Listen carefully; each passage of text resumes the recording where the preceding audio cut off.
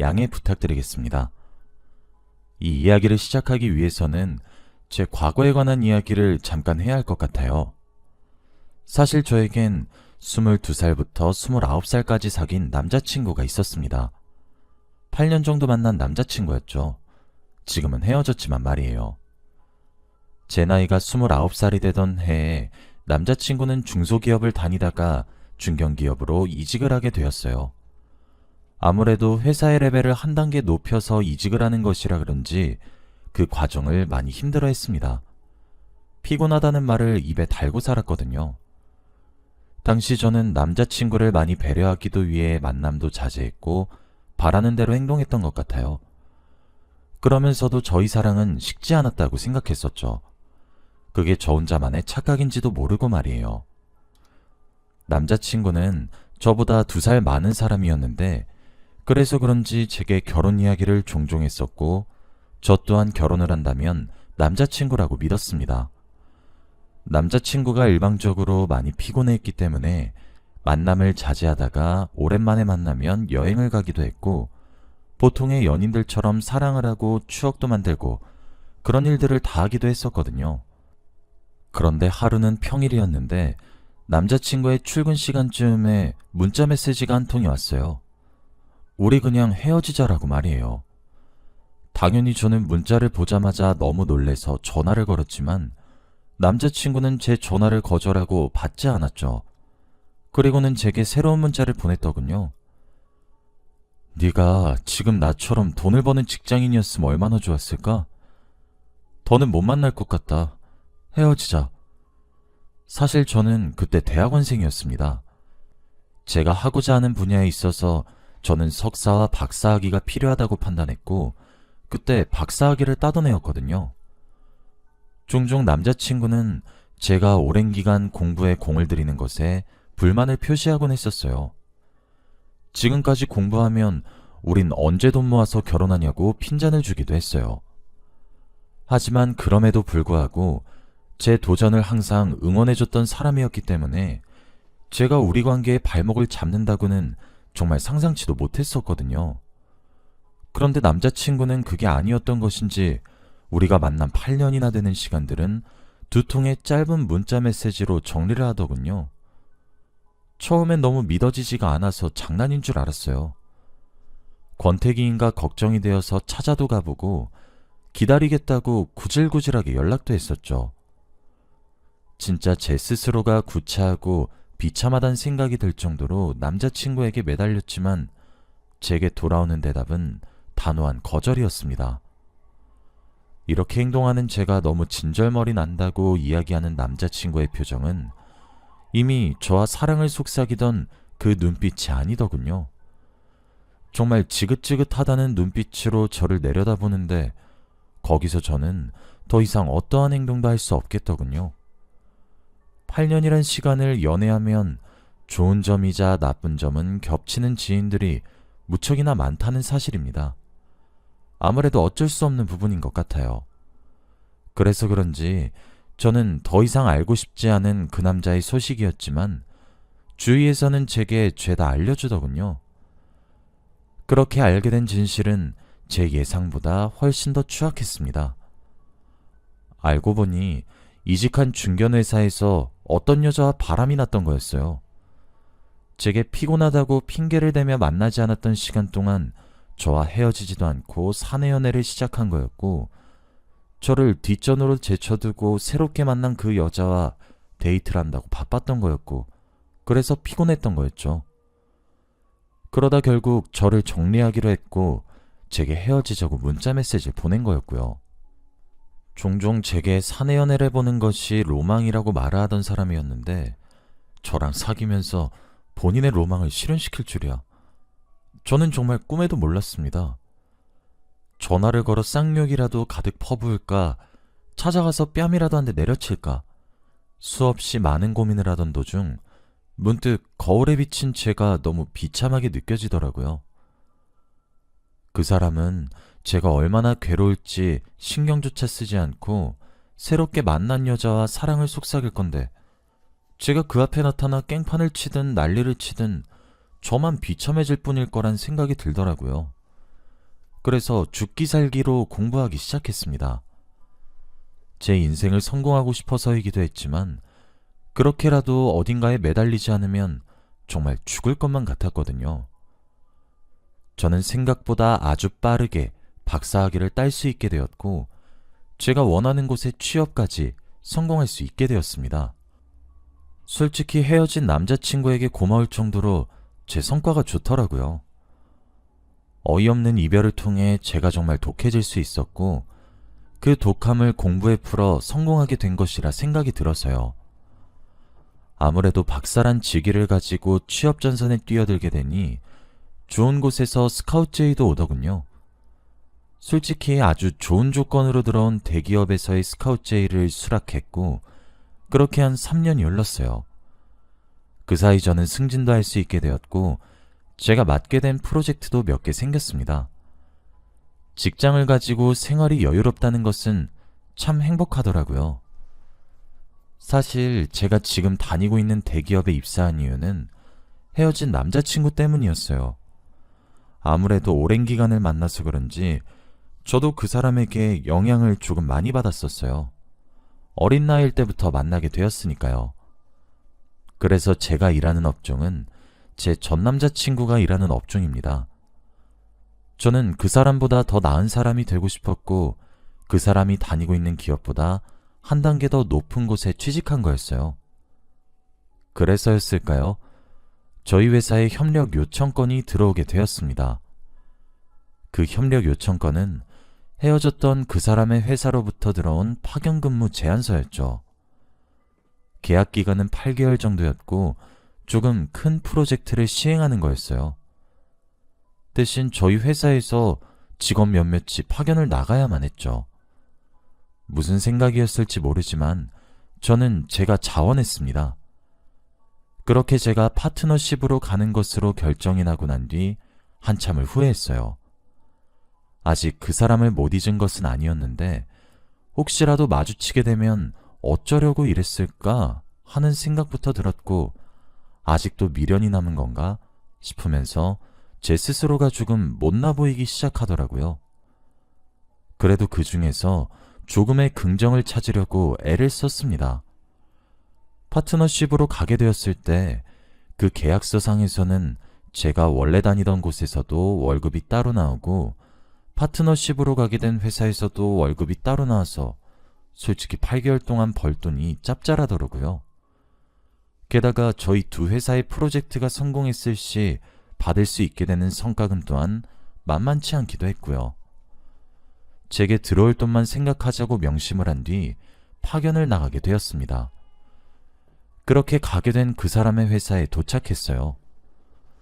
도착한 첫날 앞으로 함께 일할 부서원들에게 인사를 하기 위해 부서를 찾았을 때 정말 우연의 일치인지 무슨 운명의 장난인지 헤어졌던 남자친구인 그 사람이 그 부서의 구성원이더군요. 두 눈을 동그랗게 부릅뜨고 저를 마치 귀신이라도 본 것 마냥 쳐다보는데 당연히 놀랄 수밖에 없죠. 저도 이쪽 업계가 좁다고 생각했고 그 사람이 다니고 있는 회사란 사실을 알고는 있었지만 진짜로 마주칠 줄이야. 심지어 8개월간 함께 일할 줄이야. 정말 예상치도 못했었거든요. 하지만 조금 걱정이 되기도 했어요. 마치 제가 그 사람을 못 잊어서 쫓아온 것처럼 비춰질까 싶어서요. 정말 그렇게 착각한다면 너무 화가 날 것 같았죠. 그래도 제가 조금 어깨를 으쓱할 수 있었던 이유는 그 사람보다 늦게 취업했지만 제가 더 좋은 곳으로, 더 좋은 직급으로 취업을 해서 그 사람의 회사에 제가 파견을 나왔다는 점이었죠. 심지어 제가 파견 나가는 저희 팀들의 대표였고요. 이게 무슨 말이냐면 그 사람이 제게 직접 상급자 대우를 해야 된단 말이거든요. 그렇게 앞으로 잘 부탁드린다는 형식적인 인사를 나누고 제가 8개월 동안 사용할 사무실에 짐을 풀고 있었습니다. 똑똑똑 노크 소리와 함께 그 사람이 후다닥 제 사무실로 들어오더니 블라인드까지 쳐서 창문을 가리더군요. 그리고 제게 으르렁거리며 따지고 들기 시작했어요. 너 미친 거 아니야? 지금 여기가 어디라고 따라? 너? 지금 너라고 하셨습니까? 저기요, 김 대리님. 저도 제가 다니던 회사에서 어거지로 입장으로 출장 보낸 거예요. 저라고 그쪽 역겨운 얼굴을 8개월간 마주치고 싶어서 내려왔겠어요? 대체 무슨 자신감으로? 당장 내 방에서 꺼지고 앞으로 상급자 대우 제대로 하셔야 할 겁니다. 불이익 받기 싫다면 말이에요. 전 엄연히 그쪽 상급자로 대기업에서 파견된 사업 파트너고요. 너는 제가 맡게 될 프로젝트 팀 일개 부서원이고요. 아셨어요? 한껏 비꼬면서 저는 그 사람을 위아래로 훑어보기까지 했죠. 아무 말도 못하는 그 사람의 표정을 보는데 진짜 너무 통쾌하더라고요. 분해서인지 자존심이 상해서인지 부들부들 떠는 그 사람을 보며 제가 한마디를 덧붙였죠. 이제 나가주실래요? 보시다시피 짐을 마저 풀어야 하는데 좀 많이 거슬리네. 얼굴을 빨갛게 물들이고서는 쿵쿵거리며 사무실 방문을 열고 나가는데 진짜 어찌나 통쾌하던지. 솔직히 회의라거나 뭔가 함께 일을 해야 할 때 제가 헤어진 남자친구를 들들 볶은 건 사실이긴 합니다. 공적인 이유로 그 사람의 일처리가 미흡하기도 했지만 사실 사감이 많이 섞이긴 했죠. 저도 감정이 있는 사람이다 보니까 묻었다고 생각했던 과거 제 자신이 삭혔던 분노와 억울함이 그 사람 얼굴을 쳐다보고 있자니 다시 고개를 스물스물 들더라고요. 그런데 이제 제게는 합법적인 권력이 생겼는데 굳이 이용하지 않을 이유는 없잖아요. 그래서 갈궜습니다. 실수할 때만 기다렸다가 아주 무섭게 말이에요. 제가 그럴 때마다 그 사람은 아무 말도 못했어요. 본인이 업무적으로 실수한 것조차 사실이었고 제가 상급자였으니까요. 속수무책으로 당하는 그 사람을 보니 솔직히 통쾌하지 않았다면 거짓말일 겁니다. 물론 그러기 이전에 제가 맡은 업무에서는 프로페셔널함을 뽐내야만 했죠. 제가 잘해야 남들에게 소리칠 수 있었으니까요. 그런데 사실 제가 파견을 가 있는 부서에서는 전 남자친구인 민수 씨와 민수 씨가 저와 만나면서 사내연애로 바람을 피웠던 여자도 같은 부서원이었습니다. 이미 두 사람은 공공연연하게 알려져 있는 사내 커플이었고 알콩달콩 잘 지내더라고요. 사실 그때도 전 남자친구에게 마음이 남아있던 것도 아닌데 두 사람의 모습이 안이 꽂고 짜증이 많이 나더군요. 저는 8년의 연애에 커다란 뒤통수를 맞았고 뼈아픈 배신을 겪어서 트라우마까지 생겼었거든요. 정신과를 다니면서 우울증 치료제를 처방받아 복용하기 시작했고 불면증도 겪고 있었어요. 그런데 한 여자를 정신적으로 그렇게 내몰리게 해놓고 알콩달콩 잘 살고 있다는 사실이 솔직히 불만스러웠습니다. 그 여자가 제 존재를 알든 모르든 떠나서 말이에요. 그래서 좀 더 제가 상급자 위치에서 할 수 있는 갑질을 많이 했던 것 같아요. 게다가 두 사람은 이미 제가 오기 직전쯤에 결혼을 해서 신혼부부인 상태였고 결혼식까지 올렸더라고요. 심지어 둘이서 사고를 쳐서 여자친구 뱃속에는 아이까지 생긴 직후였습니다. 한창 달달하게 꿀이 뚝뚝 떨어지는 꼴을 눈앞에서 보고 있으니 제가 얼마나 불쾌했겠어요. 솔직히 제 눈에 피눈물을 흘리게 한 장본인이 제 생각보다 훨씬 더 행복하게 잘 살고 있는 모습을 보게 되니까 5만 가지의 감정이 저를 감싸더라고요. 상대적인 박탈감도 들었고 회의감도 들었고 무력하다는 생각과 치졸한 제 자신이 부끄럽기도 했죠. 그리고 신이 너무 미웠어요. 항상 신은 공평하다고 하는데 왜 나에게만 불리하게 작용하는 것인가 너무 억울했어요. 난 아직도 트라우마 때문에 종종 병원을 찾아야 하고 그 뒤로 남자가 다가오면 경계심부터 드는데 피해자인 나는 이렇게 힘들게 하고 가해자인 전 남자친구는 행복하게 살게 하고 진짜 해도 해도 너무한다고 억울하다고 원망도 정말 많이 했습니다. 그래서 얼른 8개월이 지나갔으면 좋겠다는 생각만 하고 있었죠. 그러던 어느 날이었습니다. 제가 그곳에 간 지 한 5개월 정도 되었을 때였어요. 한 중년 여성 한 분께서 저희 부서를 찾아왔더군요. 조금 통통한 체구를 가지고 계셨죠. 마침 점심시간이었고 그날따라 저는 속이 너무 안 좋아서 사무실에서 혼자 커피나 한 잔 마시면서 쉬고 있었습니다. 저를 찾아온 중년 여자는 제게 질문을 하셨습니다. 혹시 김희진 씨이신가요? 김희진 씨는 저와 헤어졌던 남자와 바람이 났던, 그래서 지금 현재 그 사람의 아내인 그 여자였어요. 아니요? 누구신가요? 여기 이렇게 함부로 들어오시면 안 돼요. 그게 제가 김희진 씨께 긴히 볼 일이 있어서요. 혹시 어디에 계신지 아시나요? 그게 지금 저희가 점심시간이라서 부서원들이 점심 먹으러 갔거든요. 곧 돌아올 것 같긴 한데 무슨 일이신가요? 그게 중년 여성분께서 말을 이으려고 하던 바로 그때 저희 부서원들이 우르르 돌아왔어요. 마침 저기 사람들이 오네요. 희진 씨, 이분 아세요? 제 말이 끝남과 동시에 제 옆에 있었던 중년 여성분의 고개는 희진 씨를 향해 휙 돌아갔고 그 여성분과 눈을 마주친 희진 씨는 사색이 되었어요. 그리고 분명 제 곁에 서 있으셨던 여성분께서는 정말 빨간 천을 보며 돌진하는 소처럼 희진 씨에게 그대로 돌진하듯 달려갔고 희진 씨의 머리채부터 양손에 휘감고 미친 듯이 쌍욕을 하면서 이리저리 흔들기 시작하더라고요. 그런데 제가 앞서 말씀드렸다시피 희진 씨는 아이를 가진 상태였거든요. 게다가 아주머니가 통통해서 그런지 힘이 진짜 세시더라고요. 당연히 임산부인 희진 씨를 보호하기 위해 저 포함해서 모든 부서원들이 그 여성분에게 달려들어 이러지 마시라며 뜯어 말렸는데 어찌나 힘이 세신지 몇 명이 달라붙어도 좀처럼 떨어지지 않으셨죠. 그러다 제 전 남자친구도 헐레벌떡 달려오게 되었고 본인의 아내인 희진 씨를 보호하기 시작했고 그렇게 겨우겨우 두 사람이 떨어지게 되었습니다. 당연히 전 남자친구가 화를 벌컥 내며 누구냐고 따져묻기 시작했어요. 그랬는데 오히려 중년 여성의 반응이 이상한 겁니다. 아이고, 네가 저 불려시 같은 년의 남편이냐?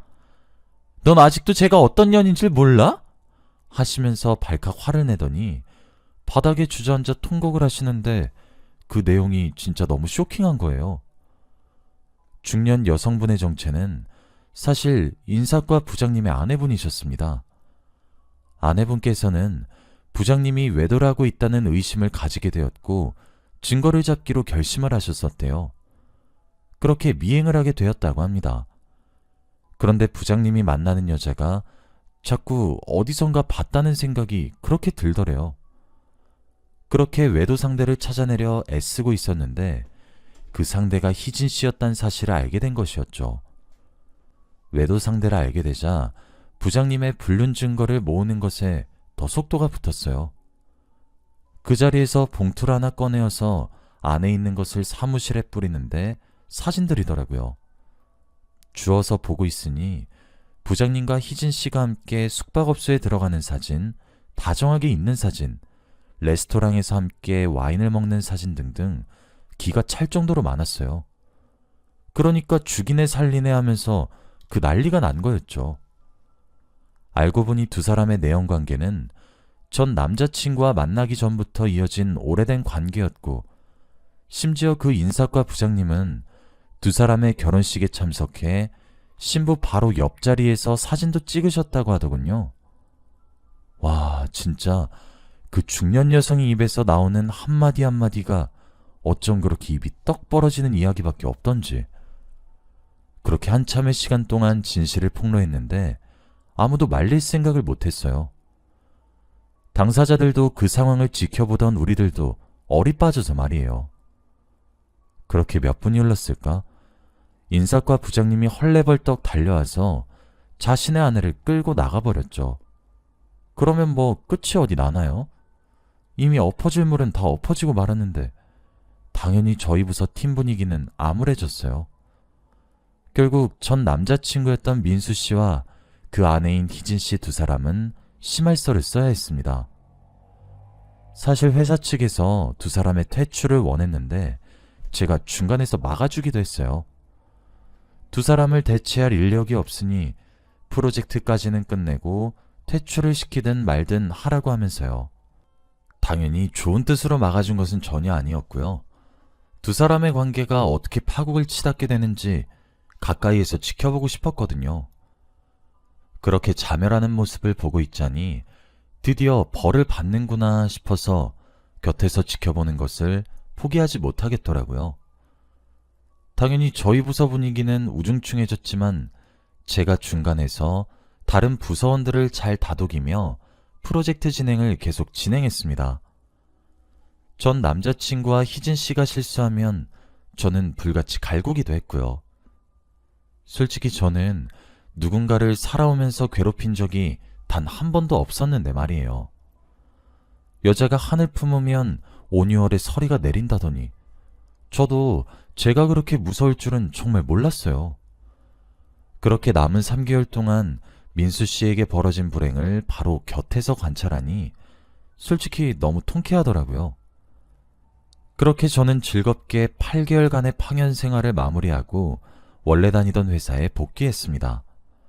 물론 프로젝트 또한 성공적으로 끝마치게 되었고요. 그런데 한 달 전 파견 생활하며 친해졌던 부서 동생에게서 연락이 왔어요. 유달리 저와 죽이 잘 맞았던 동생이라서 제 파견 생활을 마치고 난 이후 둘이서 맥주 한잔하면서 그냥 언니 동생 하기로 했었거든요. 언니, 대박 소식 알려줄까? 응? 뭐길래 갑자기 이렇게 호들갑이야? 희진 씨 기억나지? 왜 인사과 부장이랑 불륜 저질렀다가 머리채 잡힌 여자. 그 여자 그때 민수 씨랑 결혼하고 나서 임신했었잖아. 근데 얼마 전에 출산했거든? 근데 흑인이 태어났대. 라고 하더라고요. 솔직히 그 정도쯤 되니까 전 남자친구인 민수 씨가 불쌍해질 정도였어요. 씨는 공평하다고 하더니 정말 그 사람에게 벌을 줘도 아주 단단히 주는구나 싶기도 했고요. 동생 말에 따르자면 결국 희진 씨는 제 파견 업무가 끝나고 난 뒤 부랴부랴 퇴사했다더군요. 이미 아이가 생겨버려서 민수 씨는 불륜을 눈 감아주려고 했던 모양이고요. 그렇게 출산한 아이가 흑인이라 결국 이혼 소송 중이라고 하더라고요. 그래서 정말 그 이야기를 들으면서 저도 착하게 살아야겠다고 다짐하고 있던 도중이었어요. 며칠 전에 민수 씨로부터 연락이 한 통 왔더라고요. 아무래도 제가 그 사람의 회사에 파견을 가게 되면서 제 연락처를 부득이하게 알려야 했어요. 그래서 그런지 제게 연락을 해왔더군요. 자기 자신이 8년 만난 저와 좋지 않게 헤어지고 제 가슴에 대못을 박아서 이런 벌을 받는 것 같다고, 너무 힘들다고 만나서 술 한잔하지 않겠냐고 문자 메시지가 왔더라고요. 저는 답장을 해줬어요. 그럼 그렇게 쓰레기같이 행동하고 잘 살 줄 알았니? 2번 다시 연락하지 마. 하고 말이에요. 손 안 대고 코를 푼 느낌이 없지 않아 들긴 하지만 정말 속이 다 후련했습니다. 여러분들은 제가 조금 못됐다고 느끼실지 몰라도 저는 그 사람이 철저하게 벌을 받은 것만 같아 그저 기뻐요. 맺혔던 한이 풀려서인지 저는 우울증 약도 많이 줄어들었고 불면증도 참 많이 나아졌습니다.